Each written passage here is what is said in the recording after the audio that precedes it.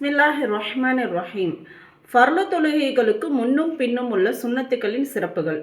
சுன்னத்துகளை சரியாக தொழுது வருவதற்கு ஹதீஸ்களில் பெரும் சிறப்புகள் கூறப்பட்டுள்ளன. ஒரு ஹதீஸில் வந்துள்ளதாவது, எவர் ஃபர்துகள் அல்லாமல் 12 ரக்காத்துகள் சுன்னத் தொழும் வழக்கத்தை கடைபிடித்து வருகின்றாரோ அவருக்காக அல்லாஹ் சுவனத்தில் ஒரு மாளிகையை கட்டுகிறான்.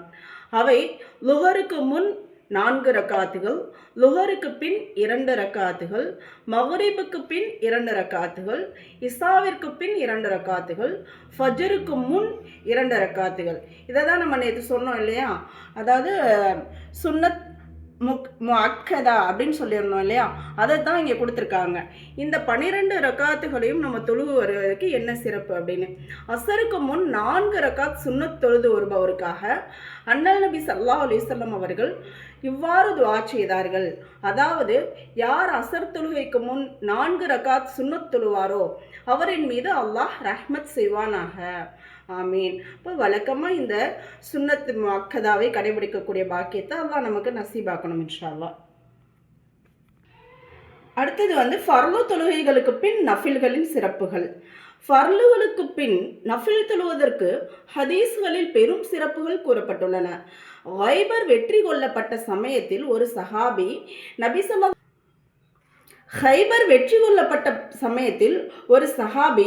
நபி ஸல்லல்லாஹு அலைஹி வஸல்லம் அவர்களின் சமூகத்திற்கு வருகை தந்து, யா ரசூலல்லாஹ், இன்ற வியாபாரத்தில் எல்லோரையும் விட அதிகமாக எனக்கே லாபம் கிடைத்துள்ளது என்றார்.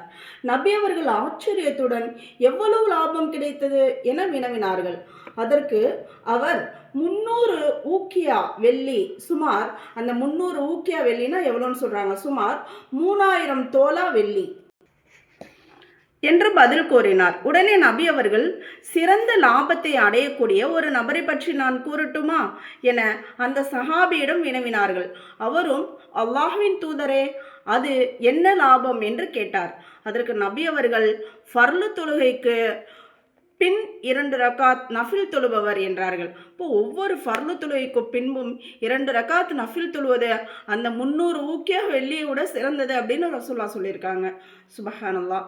நஃபில்களை சேகரிப்பதன் எளிய முறை என்னவென்றால், ஃபர்லு தொழுகைகளுக்கு பின் நஃபில் தொழும் பழக்கத்தை உண்டாக்கி கொள்ள வேண்டும் இன்ஷா அல்லாஹ். அதாவது, ஃபர்லு தொழுகைக்காக தனது வேலை வெட்டிகளை ஒதுக்கி வைத்துவிட்டு உலூ செய்து ஃபர்லு தொழுகிறோம். அத்துடன் சில ரக்காத்துகள் நஃபில்களையும் தொழுது கொண்டால் குறுகிய நேரத்தில் நமது நஃபில்களின் இருப்பு அதிகரித்துவிடும். இப்போ இன்ஷா அல்லாஹ் இதை நம்ம வழக்கத்தில் கொண்டு வருவோம். சட்டம்: ஒரு பெண் சுன்னத் நஃபில் தொழுகையை தொழ ஆரம்பித்து ஏதோ ஒரு காரணத்திற்காக இடையிலேயே தொழுகையை முறித்துவிட்டால் அத்தொழுகையை திருப்பி தொழுவது வாஜிபாகும். நம்ம சுன்னத் நஃபிலை நம்ம தொழுகை தக்பீர் கட்டிட்டோம், ஏதோ ஒரு தங்கடம் ஏற்பட்டுருச்சு, நம்ம அதை முறிச்சிட்டோம் அப்படின்னாக்க மறுபடியும் அந்த தொழுகையை நாம் திரும்ப தொழுதுக்கணும்னு சொல்கிறாங்க இன்ஷா அல்லாஹ்.